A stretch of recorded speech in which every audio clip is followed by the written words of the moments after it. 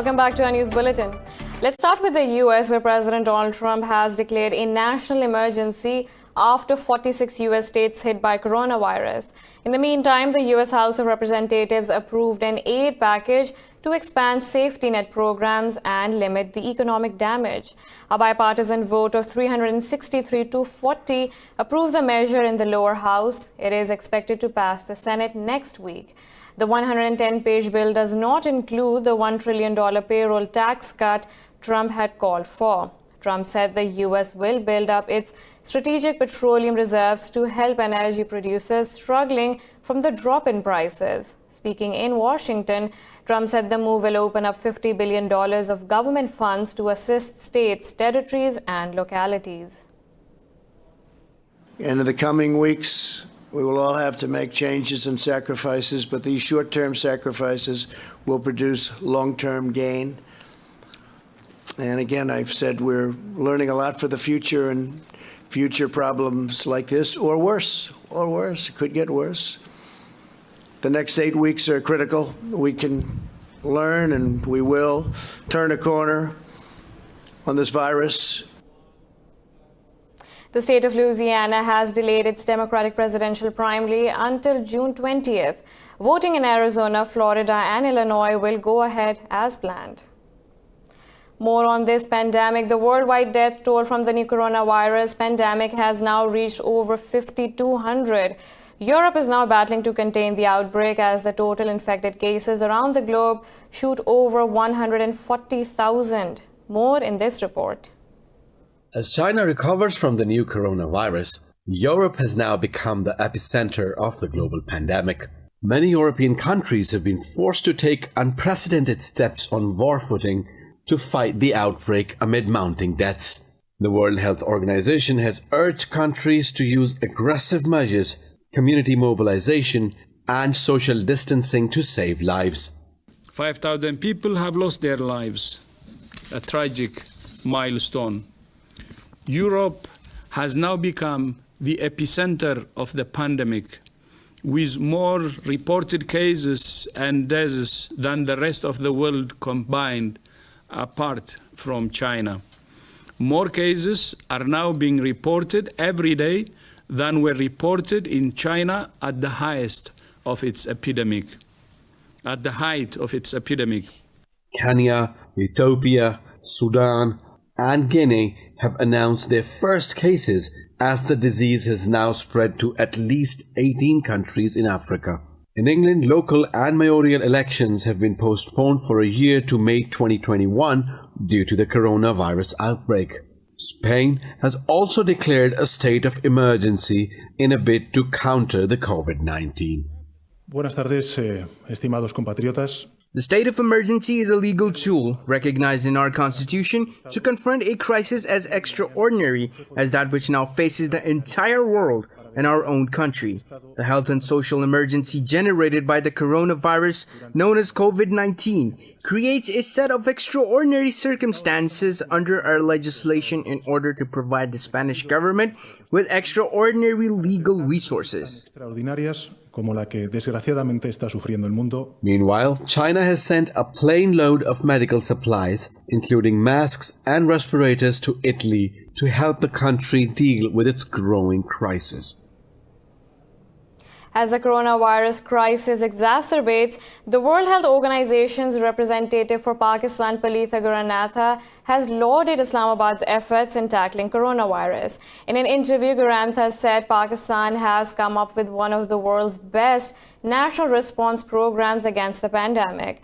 The official said the government of Pakistan is implementing its plan against the disease very effectively. Meanwhile, Pakistan has responded positively to India's proposal of SAARC video conference over fight against coronavirus. The Foreign Office said Islamabad has communicated that health advisor Dr. Zafar Mirza will be available to participate in the video conference. Earlier, Indian Prime Minister Narendra Modi called for coordinated efforts by SAARC countries to deal with the novel coronavirus.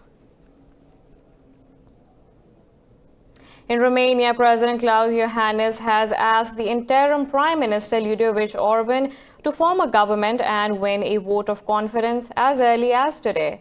But it remains to be seen if this is possible because Orban is currently in self-quarantine. Speaking to reporters, Iohannis said he has received assurances from political parties that a vote of confidence can be passed today. Earlier, Orban announced that he and his entire cabinet will quarantine themselves. This decision was made after he came into contact with a senator confirmed to have coronavirus. This could disrupt President Iohannis' plan for Orban to form a government today. The president has said he wants a new government to be formed as soon so he could focus on the worsening coronavirus pandemic. In Algeria, thousands of protesters have defied coronavirus and have returned to marching against the ruling elite in the capital, Algiers. The North African country has confirmed 26 cases of the disease and 2 deaths.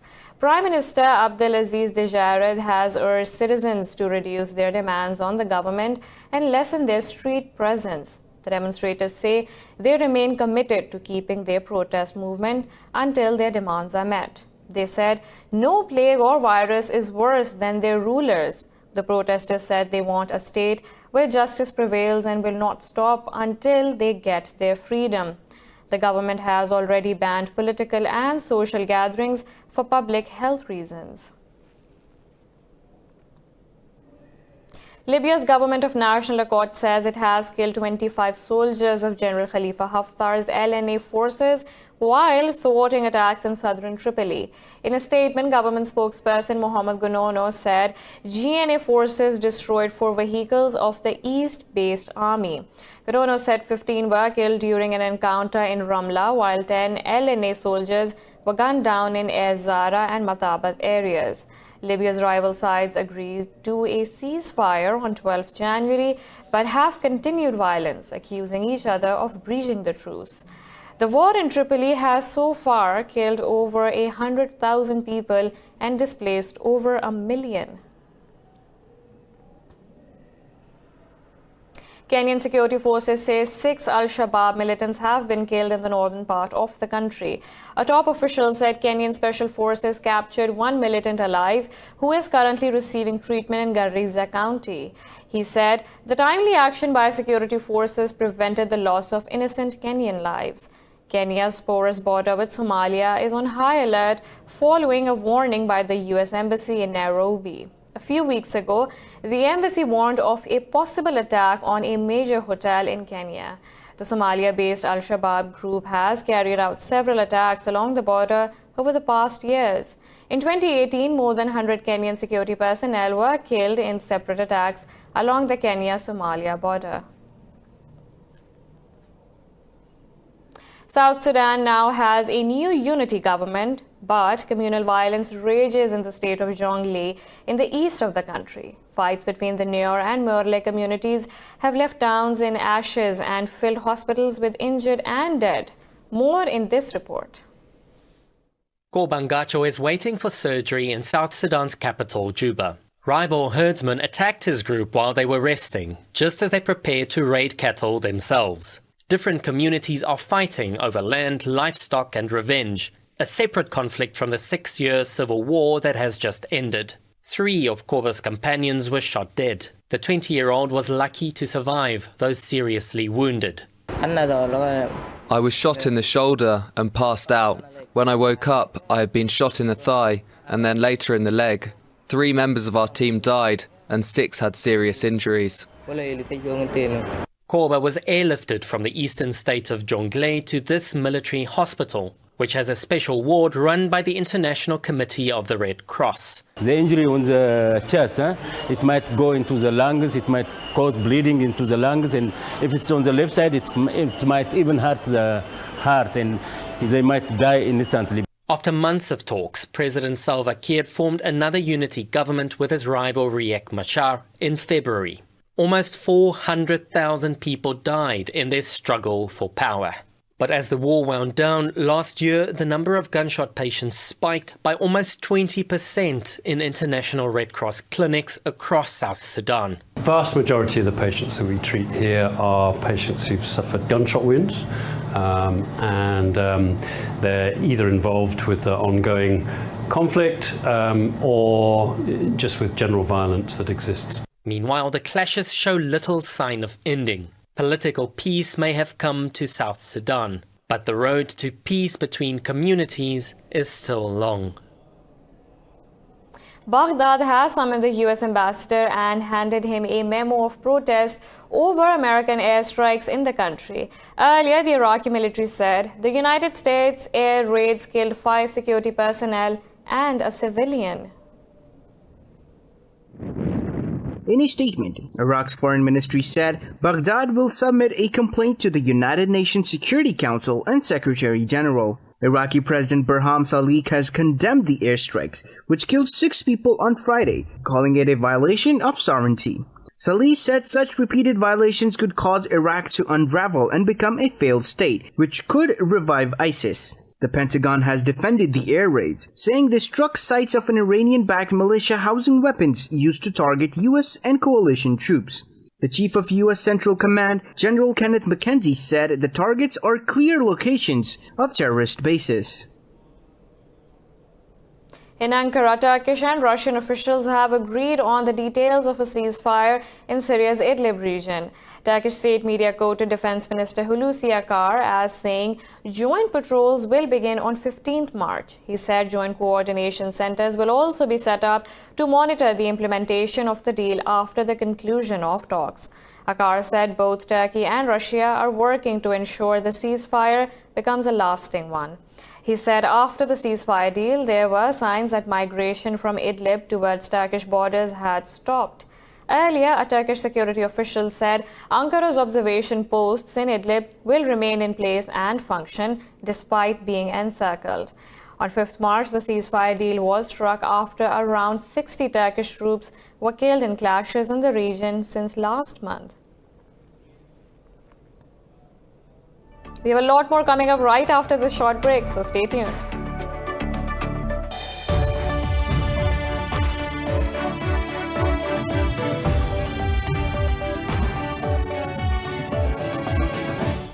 Welcome back.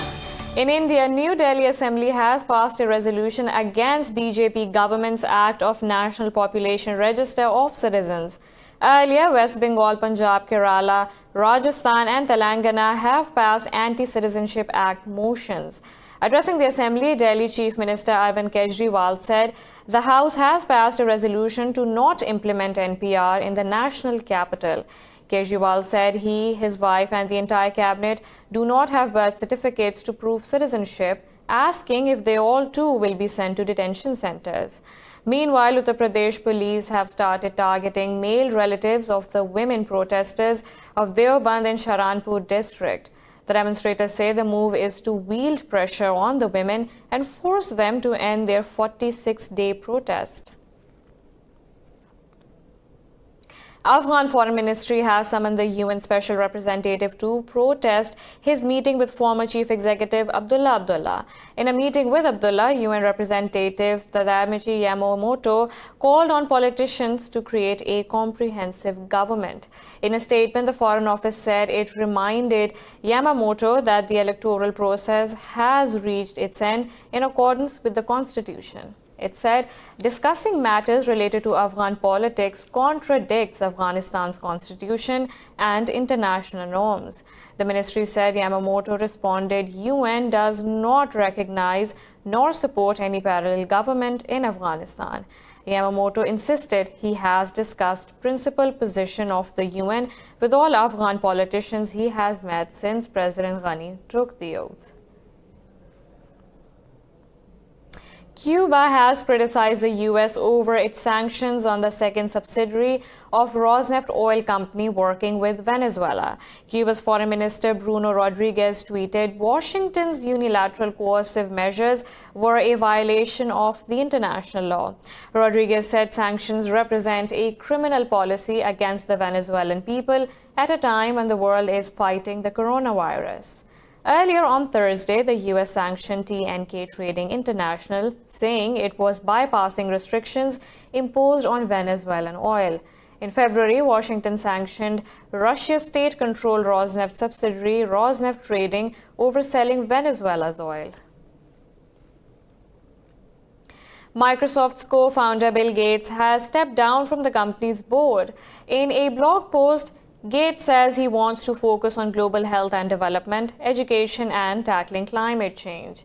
Gates has also left the board of Warren Buffett's holding company Berkshire Hathaway. He said Microsoft will remain an important part of his life's work and he will engage with its leadership. But Gates said he wants to work on his commitment to addressing some of the world's toughest challenges. In 2008, he stepped down from his day-to-day role in running Microsoft. Forbes has listed Bill Gates as the world's second richest man after Amazon founder Jeff Bezos, with a net worth of over $100 billion.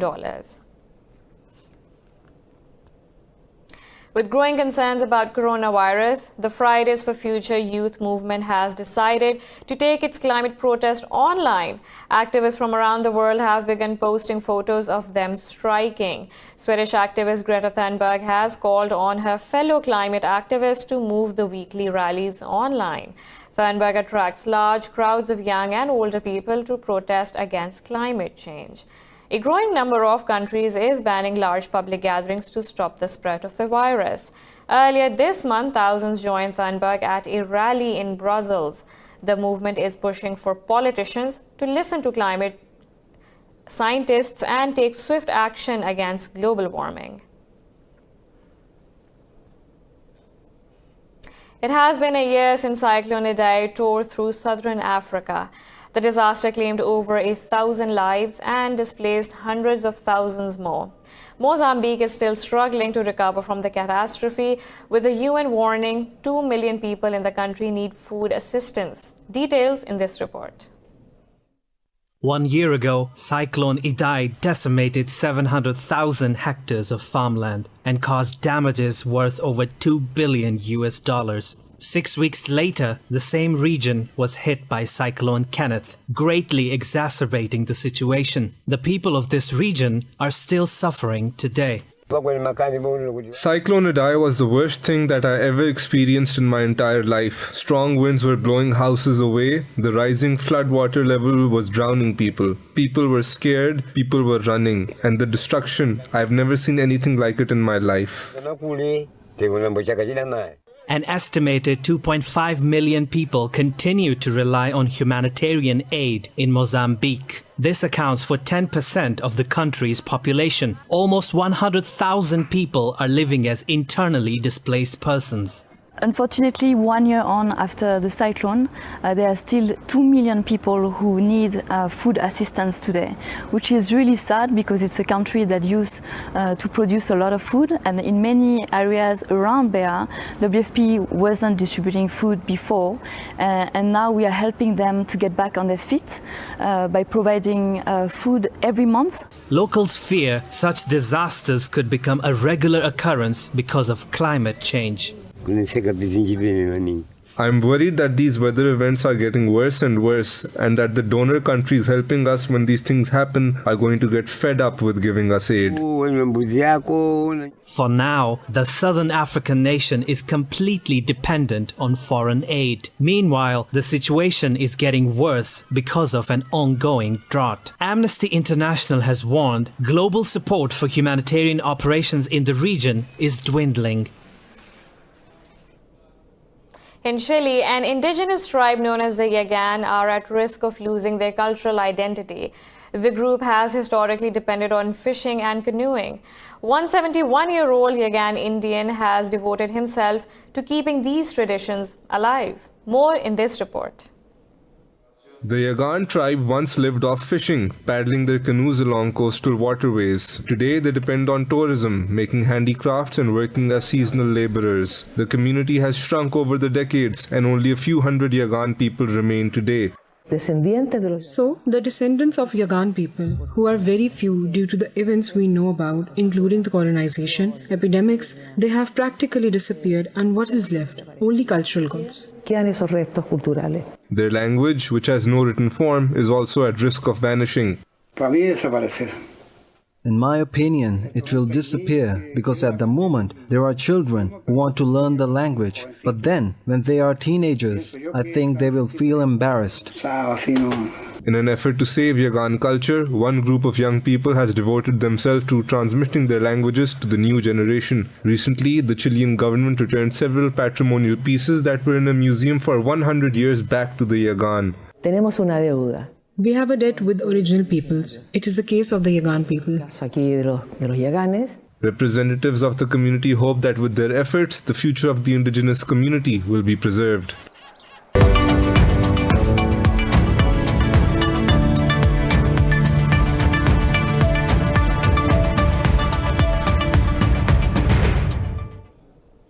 The International Air Transport Association says the coronavirus crisis could cause the collapse of major international airlines if it lasts another 3 months. The airline industry body has urged governments to support transatlantic carriers hit by cash flow problems. The IATA CEO Alexander Gigioniak says the crisis could spark more consolidation in the beleaguered industry. The body's chief says some airlines will suffer serious financial difficulties. The fallout from the coronavirus has spread across the Pacific. On Friday, Australian travel firms issued profit warnings while Japanese carriers slashed capacity. US airlines have rushed to cut flights to Europe in the wake of new travel restrictions. Gigioniak asked Washington to review its decision to restrict travel to Europe. We are asking, all the governments who have put restrictions, and the U.S. government particularly, to review the decision permanently to see whether they can alleviate or waive that decision. The sooner the better. Additionally, we are asking governments, to permanently assess the economic consequences of these type of measures. Lebanon's Hezbollah movement says it can accept an IMF financial rescue package for Beirut under reasonable conditions. Hezbollah has previously strongly opposed foreign interference in the country's crisis-hit economy. Hezbollah's chief Hassan Nasrallah said there is no problem with any help if it does not impose conditions that harm the country's interests. Nasrallah said he was against raising the value-added tax, particularly for the poor. Lebanon has been rocked by a months-long political and financial crisis. In February, Prime Minister Hassan Diab met IMF delegation in Beirut to seek advice and opinion on how to counter the ongoing economic crisis.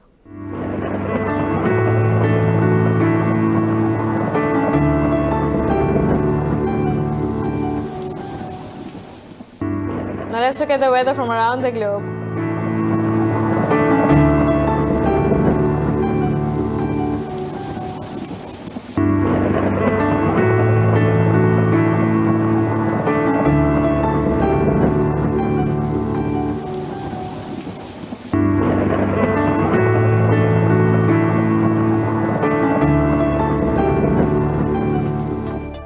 This is all for now. For the latest updates, you can follow us on social media at indus.news.